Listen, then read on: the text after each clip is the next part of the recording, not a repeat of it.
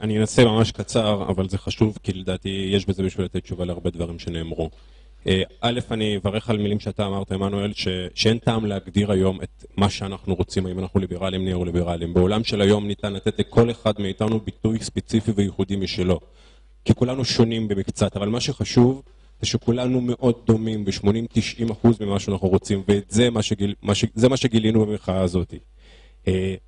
אם אנחנו נצליח לדבר בין כולנו, אנחנו נצליח להחליט, וכשאנחנו, העם, נצליח להחליט, אין כבר רלוונטיות לדיון על שיטת הממשל, או אם הוועדה הזאת או אחרת רלוונטית או לא. אנחנו האזרחים, כשאנחנו נדע להחליט בינינו לבין עצמנו, כל השאר זה טכני, ואנחנו פשוט נבצע, כי זו המדינה שלנו, וזו הממשלה שלנו שאמורה לייצג את מה שאנחנו רוצים.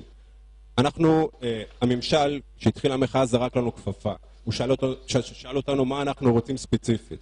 אז אני מאוד שמח על כך המון אזרחים, אכפתיים, רציניים, הרימו את הכפפה הזאת, והוקמו צוותי חשיבה בשטחים, צוותים פומביים שכל אחד יכול לבוא ולהביע את דעתו. יש מספר פרויקטים לרבות איידמוס שעובדים על פלטפורמות, כוללות דיונים פרונטליים, כוללים פלטפורמות אינטרנטיות, וכוללים ניידות שיצאו אף לשטח שהציבור שלהם לא זמין ולא נגיש לתל אביב, או למעלים או לאינטרנט. ואנחנו נדע לתת לכם את התשובות. ואנחנו ניקח את הזמן שדרוש לנו בשביל להגיע להחלטות ולהסכמות ספציפיות, ואנחנו נביא אותם אליכם. אבל כשנעשה את זה, זה יהיה רצון העם שאתם תצטרכו ליישם.